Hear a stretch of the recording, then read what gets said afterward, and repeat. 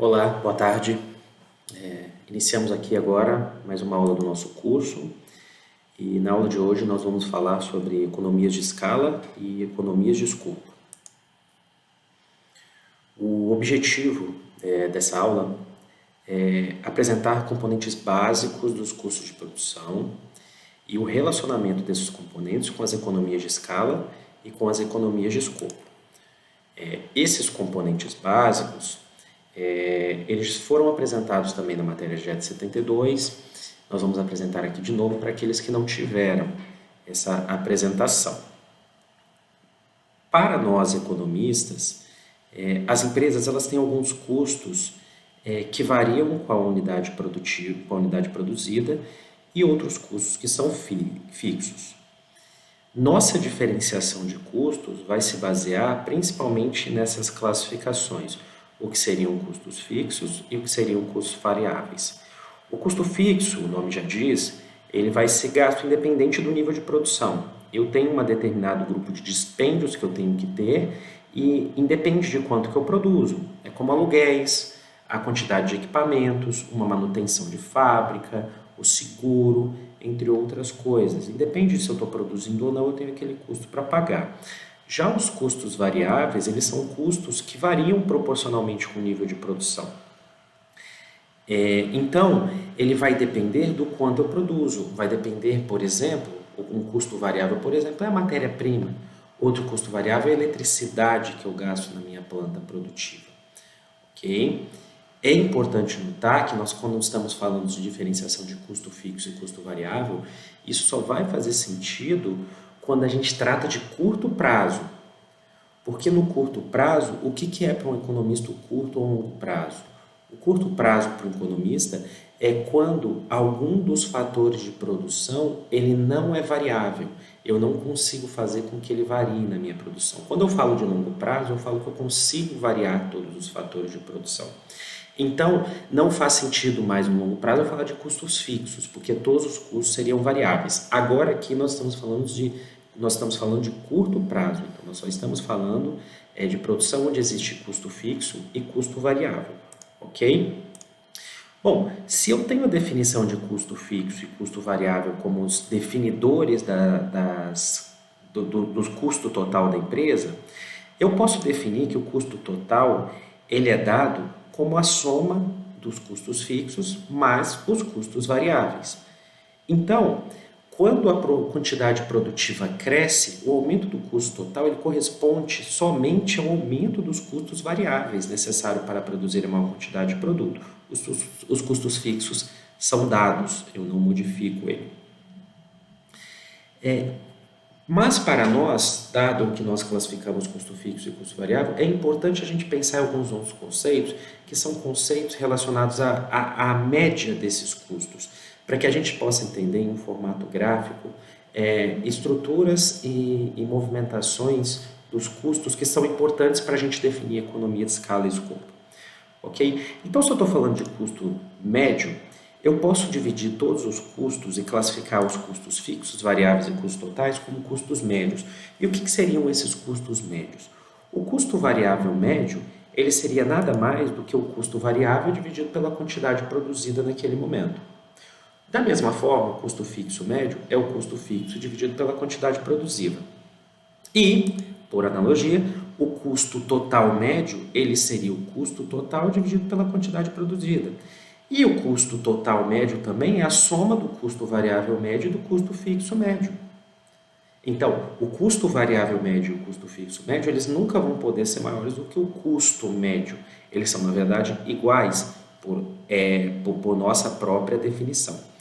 E um último custo que seria interessante a gente definir aqui seria o que eu vou chamar de custo marginal, que é o incremento ou a adição ao custo que decorre da produção de uma unidade a mais, certo? Dadas essas definições, o nosso gráfico ao lado nos mostra o conjunto das curvas de custos médios, fixo médio, variável médio, custo médio e custo marginal. E essas relações, elas são classificadas de maneira teórica, mas elas têm um componente empírico muito forte, que é a observação de que esses custos funcionam razoavelmente como a evolução dos custos dentro de uma firma, dos custos médios. Primeiro, O custo fixo médio é claramente entendido como uma queda contínua, porque a gente assume a hipótese de que ele é fixo e com o aumento da produção ele vai se tornando menor a cada vez. Então, nós não estamos representando o custo fixo médio aqui, porque ele não é importante nesse momento na nossa matéria, mas ele cairia constantemente e num formato de uma tecnologia perfeitamente visível, onde nós pudéssemos ter derivadas contínuas, ele poderia assumir o formato de uma hipérbole. Ok? A curva de custo variável médio, ela seria inicialmente decrescente em resposta ao aumento da produtividade do fator variável. Ela atingiria um ponto de mínimo em algum momento, quando a planta operaria com uma combinação ótima dos fatores fixo e variável, o que me daria o menor custo variável médio possível, e depois ela aumentaria, o que responderia à queda da produtividade do fator variável. Esse conceito teórico ele poderia ser melhor explicado pela gente num exemplo muito prático, que seria uma relação de uma empresa que tem um custo uma estrutura fixa, uma estrutura física fixa na planta e que ao longo do tempo ela fosse inserindo novos custos variáveis. Então podemos supor que essa empresa ela tem uma planta fixa com uma quantidade de equipamentos fixa, e isso representaria a minha quantidade de custo fixo médio. O meu custo variável de inserção dessa empresa seria adicionar pessoas, trabalhadores a mais, mão de obra. Então, se nessa empresa eu tenho no primeiro momento somente um trabalhador produzindo, esse trabalhador ele é responsável por várias etapas produtivas dentro daquela única máquina, que seja a de cortar o produto, a de ensacar o produto, a de passar o produto pelo processo produtivo, de alguma forma solda ou prensa, ou o que for, e no final de ensacar, embalar o produto e colocar ele no processo de entrega logística. Se uma pessoa é responsável por todos esses processos, o que nós estamos querendo dizer aqui é que, empiricamente, adicionar uma nova pessoa nesse processo vai permitir com que as pessoas tenham especializações em cada um dos processos e se aumente a produtividade mais do que o aumento daquela pessoa. Então, por exemplo, se a primeira pessoa produzia por hora 10 unidades, quando eu insiro a segunda, aquela segunda vai adicionar mais que 10 unidades. Então, vamos dizer, ele vai adicionar, na verdade, mais 12 unidades ou mais 15 unidades produtivas, de forma com que o custo variável médio de adição daquela pessoa ele diminua, porque ele traz mais produtividade para mim. E é esse o sentido de entender que a curva de custo médio ele tem esse formato. Tá? Existe uma tendência que, como eu for adicionando mais mão de obra, o meu custo variável médio vai caindo, porque a pessoa que eu adiciono me adiciona mais produtividade do que a pessoa anterior, certo?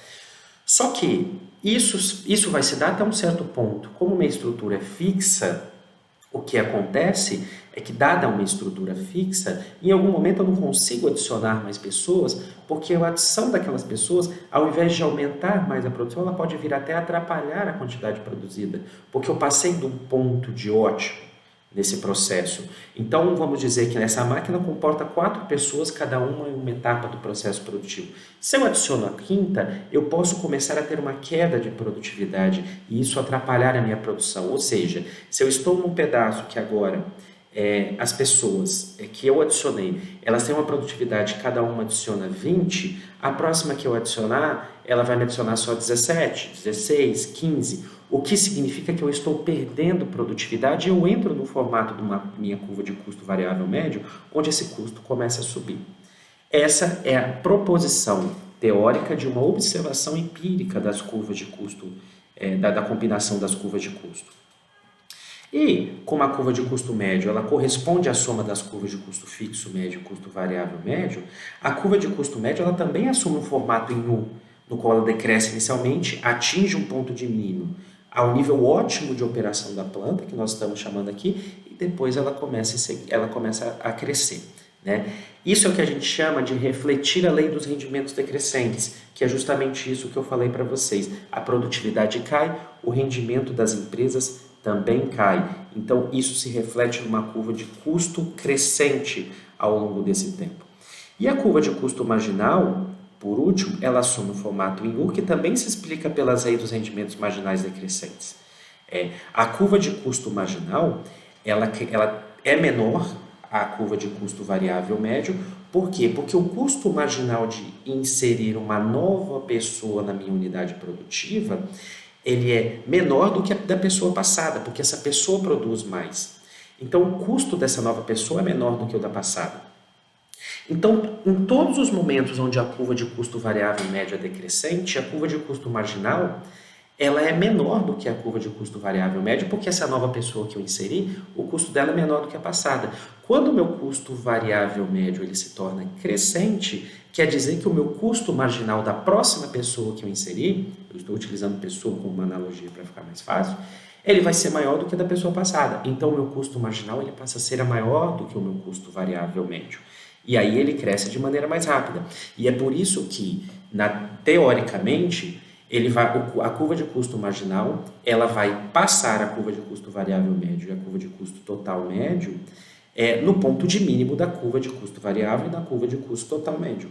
Porque nesse ponto de mínimo, a partir de então, o custo marginal ele tende a ser maior do que os custos variável médio e custo total médio. Ok? Então, esses custos de produção, eles vão sinalizar para nós as capacidades de produção da empresa no curto prazo. Então, no curto prazo, nós estamos entendendo que as empresas elas têm capacidade de produção em que, em algum momento, ela possa ter rendimentos marginais decrescentes e os custos se elevarem mais acima do nível ótimo da planta. Só que isso, para a gente, não é o ponto nevrálgico, o ponto principal da nossa análise aqui. Porque o ponto principal da nossa análise vai ser a análise dos custos no longo prazo. E aí, no longo prazo, isso varia um pouquinho. Né?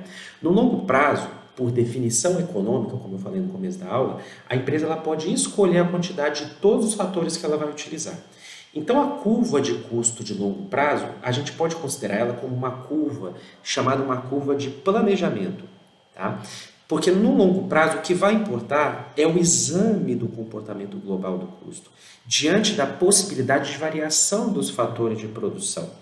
Então, o que nós dizemos é que no longo prazo, os custos de produção, eles seriam a envoltória dos custos de produção de vários curto prazo, certo? Então, suponha, por exemplo, no que nós estamos apresentando aqui, que nós temos de maneira estanque 3 períodos de tempo, com uma curva de custo médio de produção, onde eu defino 3 tamanhos ótimos de uma empresa em períodos de tempo distinto a depender da quantidade de produção que eu consigo colocar naquela empresa. Se eu tenho uma empresa com um tamanho 1, que seria um tamanho menor, eu tenho um custo médio 1, custo médio de curto prazo. Se eu tenho uma empresa tamanho 2, eu tenho um custo médio de produção tamanho de curto prazo daquele tamanho. Se eu tenho uma empresa tamanho 3, eu tenho um custo médio 3. Então, por que nós dizemos que os custos de produção a longo prazo eles são essa envoltória? São essa envoltória porque, racionalmente, vai fazer sentido para a empresa trabalhar nos menores custos médios a depender do tamanho ótimo que ela tem. O que significa dizer que essa empresa, estando em um momento inicial, num tamanho de produção que corresponda a um tamanho de produção onde o menor custo médio seria o tamanho 1, ela continuaria operando no tamanho 1. Mas se aquela empresa, no longo prazo, ela vislumbra um aumento de produção, um aumento de mercado, no qual o tamanho 2 sinaliza que é um tamanho ótimo melhor, ela vai crescer para aquele tamanho para acessar os novos custos médios de produção daquele tamanho 2. E assim sucessivamente. Por isso que nós falamos que as curvas de custo médio de longo prazo, elas são a envoltória das curvas de custo médio de curto prazo ao longo do período de tempo da firma. De forma com que nós falamos que ela vai traduzir um tamanho ótimo da planta, tentando explorar todas as possíveis economias de escala dessa produção. Ok? Dessa forma, se nós consideramos pela teoria tradicional que as curvas de custo médio de curto prazo elas são formato U, nós teríamos de maneira teórica também as curvas de custo médio de longo prazo no formato U. Mesmo a envoltória seria no formato U, certo? Esse é o aspecto, esse é o comportamento padrão teórico que nós entendemos e que nós apresentamos normalmente nos cursos tradicionais de economia. Porém, existe crescente evidência empírica que não sustenta o formato da curva de custo médio e longo prazo no formato U. Argumenta-se que esse formato 1 ele não é compatível com o crescimento e as capacidades econômicas gerenciais das empresas ao longo do longo prazo, ao longo das capacidades que foram sendo estabelecidas numa economia capitalista. Então, nesse formato, sustenta-se a existência de capacidades econômicas e de capacidades produtivas onde não se geraria o que nós chamamos de deseconomias de escala no formato 1. Porque nós estamos falando aqui de capacidades no qual se gera uma economia de escala no longo prazo e depois se geraria uma deseconomia de escala nesse longo prazo. Mas se, na verdade, essa deseconomia de escala ela não é gerada, o formato 1 ele deixa de fazer sentido e se defende muito a existência de um formato L. Porque se argumenta que as deseconomias de escala derivadas de ineficiência gerencial que seriam responsáveis pelos custos, porque essa deseconomia de escala está muito ligada a essa ineficiência gerencial, elas não fariam mais sentido no sentido da economia moderna, porque elas podem ser evitadas por vários fatores que nós vamos explicar ao longo da aula, que poderiam ser também a partir de implementação de modernos métodos de gerência, de modificação, de divisionamento da planta, como nós explicamos na aula passada em formato L, e na exploração de capacidades de economia de escala e de escopo que são maiores. Então não faz sentido dizer que vai crescer o nível de deseconomia de escala ao ponto de dizer que o custo de produção vai aumentar. Então, autores argumentam que elas podem até ser, alguns argumentos que pode até existir essa deseconomia de escala, mas ela seria para níveis tão elevados de escala produtivas que isso não ocorreria no mundo real. É como Penrose diria, ok, pode existir deseconomia de escala, mas seria para um nível de mercado tão grande para essa empresa que ele não faz sentido ser analisado nesse momento. De forma que a gente poderia até considerar uma curva com formato L e depois ela volta a ser U. Tá? Mas para a gente aqui, a gente não vai seguir esse caminho não, a gente vai ficar com o formato L, porque é o que parece fazer mais sentido. Isso é interessante para a nossa análise, porque ela faz a gente notar que pode existir uma escala mínima eficiente de produção da planta. Então, ao invés do tamanho ótimo da planta, eu posso dizer que existe uma escala mínima eficiente, onde a partir daquele tamanho, a planta é eficiente nos seus custos produtivos e ela consegue manter sua eficiência. Isso mudaria meus formatos de curva de custos de curto prazo, mas isso a gente não vai entrar nesse ponto porque não importa para a gente o curto prazo. Tá? Então, a partir de uma determinada faixa de produção, as economias elas seriam acessadas de uma forma onde eu começaria a usufruir de maneira constante daquelas economias de escala, de forma clara e direta. Ok? Essa é a parte mais, vamos dizer, tradicional das ideias do que a gente está falando aqui, das curvas de custo de produção. O que eu vou entrar agora são questões mais teóricas dos custos de produção para saber, ok, esses custos funcionariam dessa forma, mas da onde vêm esses custos? Como que eles são gerados e por que eles funcionam dessa forma? Bom, para começar a entender essas questões, nós precisamos pensar nas fontes de economias de escala. Né? Por mais que não exista um consenso no debate teórico e que existam essas formulações, em todas as possibilidades de curva que nós estamos falando, mesmo que seja na U ou mesmo que seja na L, existe um segmento decrescente e existe a presença de economias de escala. Da onde vêm essas economias de escala? Nós podemos dizer que economias de escala elas podem ser de duas formas. Elas podem ser economias de escala reais ou economias de escala pecuniárias. Nós dizemos que as economias de escala elas são reais se o fator que explica a economia de escala é o aumento proporcionalmente menor na quantidade média de fatores produtivos utilizados, quando há aumento da produção. Então, ela é real se eu começo a utilizar menos fator produtivo na produção daquele produto. Ok? Se eu começo a utilizar menos mão de obra, se eu começo a utilizar, não necessariamente menos mão de obra, mas a adição de mão de obra é menor que a anterior, para ficar claro para a gente. Ou se a adição da energia elétrica é menor que a anterior, ou se a adição do maquinário é menor do que a anterior, ou se a adição do insumo é menor do que a anterior. Qualquer uma dessas coisas me diz que eu tenho uma economia de escala real, ok? E ela vai ser pecuniária quando eu falo que o fator que a explica é uma redução no preço pago pelo insumo. Fica claro para a gente que As duas são importantes para a empresa, mas quando eu falo de economia de escala real, eu estou dizendo de economia de escala que elas são assumidas, elas são acessadas pela capacidade produtiva da empresa. A economia de escala pecuniária, ela diz respeito apenas à capacidade da empresa poder comprar melhor do mercado. Nessa análise nossa aqui, a gente não está muito preocupado com a economia de escala pecuniária. Não que ela não seja importante, ela é muito importante. No setor de serviços, no setor de prestação, isso é muito importante. Um exemplo muito claro disso é supermercados, né? A venda em atacados ela é muito mais barata porque eles usufruem de economia de escala pecuniária muito grande. Mas a gente está mais preocupado com a economia de escala real, porque a gente está falando de indústria de transformação. Então, para falar de economia de escala real, a gente tem algumas fontes de economia de escala real que nós vamos citar aqui como importantes fontes. A primeira delas é a economia de escala real que vem a partir de ganhos de especialização.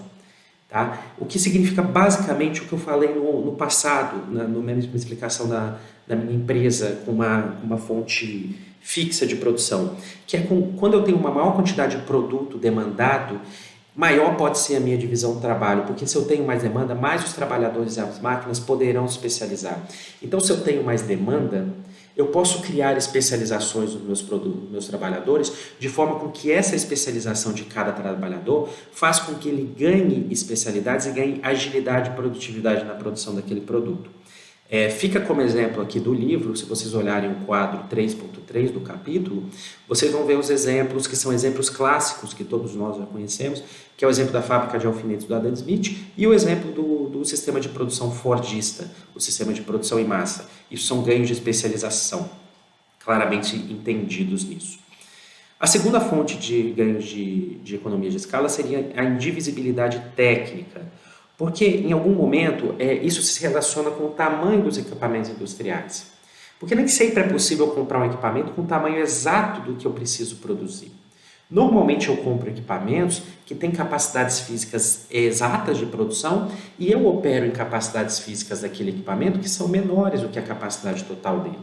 Então, quando eu aumento minha produção dentro do horizonte do limite daquela produção daquele equipamento, eu ganho economia de escala porque eu posso dividir os custos de produção em unidades menores de custo, porque o equipamento é o mesmo e eu consigo produzir com ele. Então, os custos vão aumentar menos do que a capacidade produzida. Eu tenho subutilização inicial e pode servir para uma futura expansão produtiva. Isso me gera economias de escala na minha produção. Uma outra fonte de custo, uma fonte de economia de escala é o que a gente chama de economias geométricas de escala. Porque ela se deriva dos retornos crescentes ao nível do equipamento. Ou seja, os custos não crescem na mesma proporção que o crescimento da capacidade dos equipamentos. Isso significa que, se eu tenho um equipamento pequeno hoje produzindo e eu precisar de um equipamento maior, os custos de produção naquele equipamento pequeno normalmente são maiores do que os custos de produção no equipamento grande. Isso gera economia geométrica de produção, porque eu gero volumes maiores de produção naquele equipamento grande, no qual eu posso reduzir os custos naquela capacidade.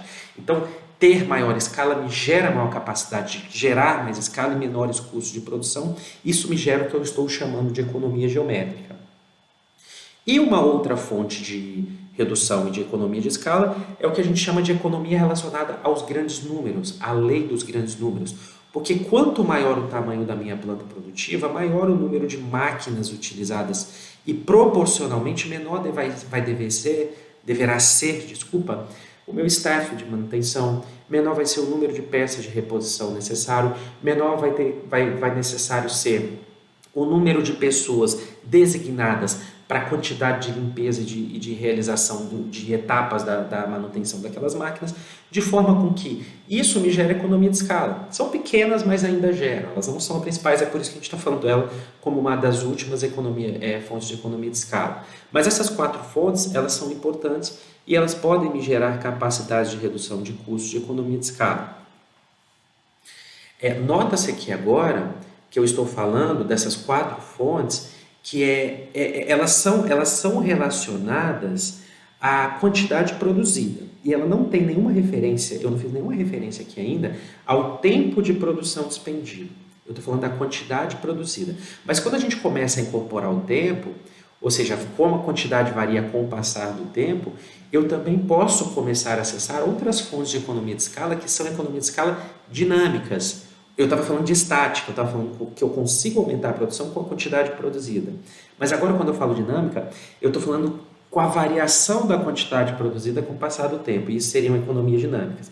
E a gente fala, basicamente, de duas fontes principais de economia de escala dinâmicas, que são a economia de reinício, ou de setup, ou de reconfiguração, e as economias de aprendizado. A economia de setup, ela diz respeito à necessidade de operacionalizar diferentes setups de configuração de determinados equipamentos, setups ou configuração de determinados equipamentos, para o desempenho de uma função ou de um produto específico. Significa que quando eu começo a crescer, provavelmente eu diminuo as economias de reinício, a mudança de configuração de equipamentos para produção, porque agora eu tenho demanda para que eu tenha diferentes equipamentos fazendo diferentes etapas. Então eu não preciso pegar esse equipamento aqui e reconfigurar ele para fazer uma outra produção, e esse período de tempo no qual eu estou reconfigurando, que ele vai ficar parado, seja uma perda de tempo de produção para mim. Então isso seria economia de reinício, é poder ajustar a minha produção para que eu não perca esse custo e esse tempo de reinício dos produtos. Isso pode ser importante para determinados setores industriais. E uma outra fonte de economia de dinâmica são as economias de aprendizado, que à medida que a produção aumenta, os trabalhadores eles se tornam mais rápidos e precisos em suas funções, porque as máquinas vão ser adaptadas, os ajustamentos são feitos na direção do melhor sistema de produção. Então veja só como é forte a junção do ganho de especialização com a economia de aprendizado. Quando eu especializo, eu tenho um ganho particular e momentâneo naquele curto prazo por especializar. As pessoas vão produzir mais porque elas estão especializadas. E quando eles estão especializados, eles ainda têm aprendizados naquela especialização que vão fortificar esse aumento de produtividade ao nível da especialização ao longo do tempo, o que se torna mais dinâmico. Então, nós temos esses ganhos e essas fontes de economia de escala. E por isso que ser grande é melhor e ser grande gera essa capacidade. Eu falei até aqui das fontes de economia de escala, mas eu vou falar agora de outras fontes de economia que são mais relacionadas a um outro aspecto específico da empresa, que são as economias de escopo. As economias de escopo elas têm se tornado também cada vez mais importantes na prática ao nível da empresa, porque as economias de escopo elas estão relacionadas ao ambiente dinâmico da mudança estrutural do capitalismo. Como a gente falou em aula passada, a maior parte das plantas industriais agora ela pode produzir vários produtos. As empresas são multidivisionais, elas têm fontes de produção, elas têm conglomerados no qual elas atuam hierarquicamente em vários tipos de produtos produzidos. E daí advém uma fonte de economia de escala que é da possibilidade de produzir vários produtos e isso de gerar economias. No sentido de que a economia de escopo significa dizer que o custo de produzir dois produtos diferentes, conjuntamente, ele pode ser menor que o custo de produzi-los separadamente. Isso me gera economia de escopo. Então, o custo de produzir os dois é mais barato do que eu produzir um aqui e o outro em outra unidade. E as empresas fazem isso justamente para explorar essas economias de escopo. Essas economias de escopo, elas podem advir principalmente de três fontes principais, tá? Uma fonte principal dela pode ser a existência de fatores comuns. Então pode ser que seja necessária a aquisição de um fator de produção comum para um tipo de produto e que se adquire uma única vez. E se eu adquiro já para esse produto, a utilização dele posterior na produção de outro bem, ela pode ser praticamente gratuita. Ela pode ser utilizada de uma forma no qual eu não tenha custos adicionais ou os custos sejam irrisórios ou pequenos no qual eles me gerem mais economia. Por exemplo, o exemplo dado no livro é um gerador de eletricidade. Se eu tenho que comprar um gerador para produzir determinado bem e eu tenho capacidade produtiva ociosa na minha fábrica e eu começar a produzir esse outro bem, o gerador já foi comprado, eu não tenho custo fixo da compra dele. O que eu vou ter é o custo variável da utilização maior da energia daquele gerador, mas que ele é irrisório em relação ao custo inicial. Então ele é praticamente gratuito, eu posso produzir um outro produto utilizando esse mesmo fator comum. Eu posso ter, como nesse caso específico que eu falei, uma reserva de capacidade também na minha empresa. Ou seja, eu tenho uma produção já dada aqui, eu tenho uma capacidade ociosa para produzir nessa planta instalada e da produção dessa principal linha de produto. Então a empresa tem incentivo de procurar outros produtos que ela possa utilizar essa reserva de capacidade, de forma com que eu associe essas duas produções e surjam economias de escopo a partir dessa produção conjunta. A terceira fonte de economia de escopo ela pode ser a complementaridade tecnológica e comercial na produção de alguns bens. Então pode ser que eu tenha algum bem, por exemplo, que eu tenha uma complementaridade de processo produtivo, o processo seja parecido. Eu posso ter uma complementaridade de insumos produtivos, no qual eu tenho determinados insumos que eles podem ser acessados da mesma forma. Eu posso ter uma complementaridade comercial, no qual eu acesso linhas de entrega, linhas de logísticas de oferta do produto, da mesma forma que eles sejam acessados e sejam ofertados no mesmo sentido. Então vale a pena eu ofertar os dois ao mesmo tempo se eu conseguir acessar essa linha de entrega comercial. Todas essas complementaridades, elas podem fornecer economia de escopo e elas podem estar conjuntas.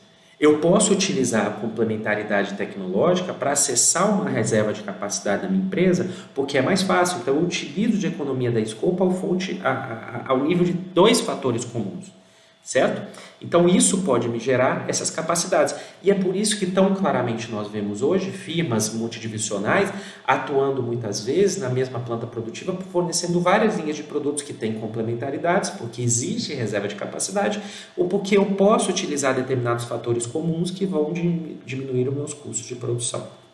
Ok? Essas são as fontes de economia de escopo. Porém, num outro nível, nós estamos falando aqui agora, tanto de economia de escala e economia de escopo, a gente está falando que a empresa é limitada ao nível de uma única planta. Tá? Então, nesse modo, a gente está omitindo um aspecto da realidade de operação de grandes empresas, que é a realidade das empresas ao nível multiplanta, se especializarem ao nível de várias plantas. Ok? Então, o que acontece? Pode existir, então, que empresas se especializem ao nível de cada planta, para ela usufruir a cada nível de planta das economias de escala e as economias de escopo possíveis de serem usufruídas ao nível de planta. Mas pode ser que seja necessário para essa empresa utilizar multiplantas para que elas usufruam do nível de economia, escala e escopo em cada nível de cada planta. E não seja possível utilizar mais de economia de escala e de escopo ao nível daquela planta específica, porque aquela planta ela está saturada ou eu não consigo utilizar escopos melhores porque não tem complementaridade tecnológica, não tem reserva de capacidade, tá? Eu já acessei todas as minhas capacidades possíveis. Então aí vale a pena você começar a separar plantas. Essa separação de plantas ela vai ocorrer porque essa especialização ao nível de multiplantas, ela pode vir de 3 fontes específicas distintas, que pode ser economia de duplicação, no qual vale mais a pena eu criar 2 plantas grandes do que ir aumentando o processo de uma planta pequena, porque eu gero economias de escala e escopo rapidamente nessas 2 plantas, certo? Porque eu posso explorar complementaridades diferentes nessas 2 plantas. Grandes conglomerados industriais fazem muito isso, explorar complementaridades tecnológicas de economia de escala e escopo diferentes nas plantas. Eu posso acessar nível de multiplantas por custo de transporte. Às vezes pode ser mais importante eu colocar a minha planta mais próxima de outros mercados consumidores e ter uma planta de um lado e outra planta de outro, porque os custos de transporte se tornam muito grandes. Então eu preciso começar a oferecer aqui, e esses custos produtivos desse lado aqui vão ser menores do que eu pegar daqui e levar até lá.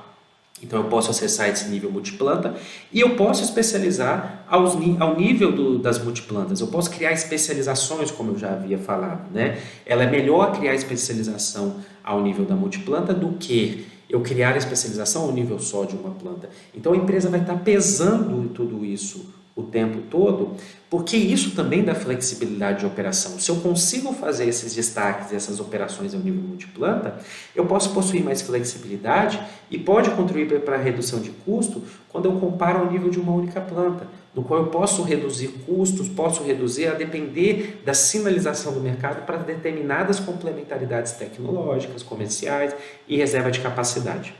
De forma com que nós não temos uma fórmula específica para reduzir e dizer qual que é o tamanho de planta ótimo, o tamanho de de resultado de empresa ótimo que gere as economias de escala e escopo. É melhor ela operar em uma planta ou em várias plantas? Isso vai depender do crescimento dessas relações, essas fontes comuns de economias de escala e escopo das plantas e das empresas. Mas isso é importante para que a gente consiga entender ao longo da nossa matéria que essas fontes são importantes, que essas fontes elas geram mais capacidade produtiva ao longo do tempo. Se o formato L é válido, principalmente, nós não temos deseconomias de escala, nós temos capacidades de atingimento de escalas mínimas eficientes que podem gerar capacidades produtivas tão grandes que, voltando a nossos assuntos, gerem oligopólios fortes dentro de um setor específico. Nós vamos começar a falar mais sobre essas questões nas próximas aulas. O importante aqui agora é que a gente fique claro, para todos nós o que é a geração de economia de escala, escopo e ao nível multiplanta. Eu acabo minha aula aqui e tiramos dúvidas nas aulas síncronas durante os nossos períodos de aula. Um abraço, até mais.